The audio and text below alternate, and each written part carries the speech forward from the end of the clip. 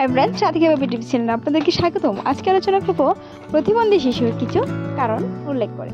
গর্ভবতী একটি সুস্থ ও সুন্দর বাচ্চার জন্মদানের জন্য কিন্তু সঠিক তথ্যের অভাবে নানা অসুস্থতার কারণেও অনেক নবজাতক শিশুকে শারীরিক বা মানসিক ত্রুটি নিয়ে জন্মগ্রহণ করতে হয়।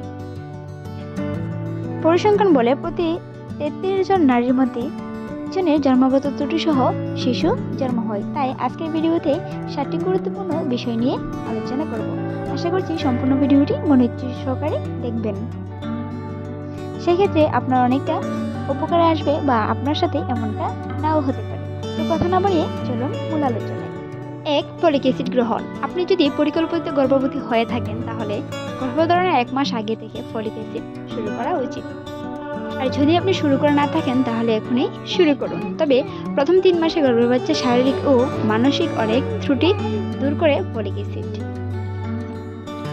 তাই ডাক্তারের পরামর্শ নিয়ে এটি শুরু করতে পারেন।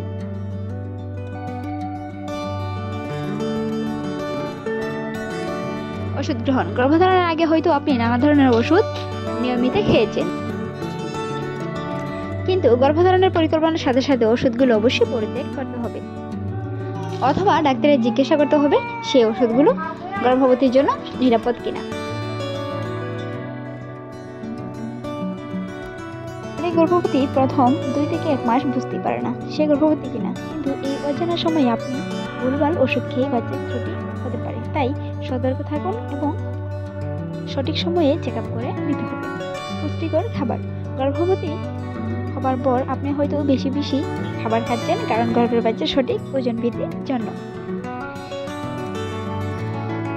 কিন্তু যা খাচ্ছেন সেগুলো সঠিক পুষ্টিকর সমৃদ্ধ খাবার কিনা অবশ্যই খেয়াল রাখবেন, অথবা বিভিন্ন চিকিৎসার পরামর্শ দেখতে পারেন কোন কোন খাবারগুলো আপনার অনাগত সন্তানের জন্য ভালো হবে।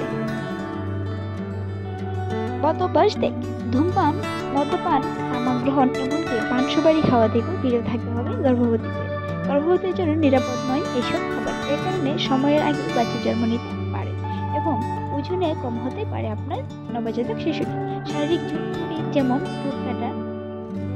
মুখ ফাটা ইত্যাদি হতে পারে, তাই এই বিষয়গুলো দিকে অবশ্যই খেয়াল রাখতে হবে। সিগারেট ও গন্ধ থেকেও গর্ভবতীরা দূরে থাকা উচিত। গর্ভবতীর ওজন। অতিরিক্ত ওজন নিয়ে গর্ভধারণ করতে যেমন বারণ করা হয়, তেমনি একেবারে পাতলা স্বাস্থ্য নিয়েও গর্ভধারণের বাধা দেন বিশেষজ্ঞরা। উচ্চতা অনুসারে সঠিক ওজন আসলে গর্ভধারণের চেষ্টা করা উচিত। তবে গর্ভধারণের ক্ষেত্রে আমাদের দেশের নারী বা তার স্বামীও সে বিষয়ে কোনো গুরুত্ব দেওয়া হয় না। তারা ভাবেন সন্তান উৎপাদন করতে পারলেই হলো, কিন্তু এই বিষয়গুলো অবশ্যই একজন গর্ভবতী মায়ের খেয়াল রাখা উচিত। গর্ভবতীর বয়স। আমাদের দেশে এখনো বাল্যবিবাহ বন্ধ হচ্ছে না। গর্ভধারণের ক্ষেত্রে এটিও একটি বিরাট ভূমিকা পালন করে। 18-এর নিচে অনেকে বিয়ে হচ্ছে। দেখা যায় বিয়ের সাথে সাথে কিশোরীও একটি গর্ভধারণ করে ফেলেছে, কিন্তু বাস্তবতা হলো বাচ্চাকে জন্ম দেওয়ার জন্য তখনও মেয়েটি উপযুক্ত বা কোমরের হাড় মজবুত হয়নি। সে বিষয়ে অবশ্যই খেয়াল রাখবে।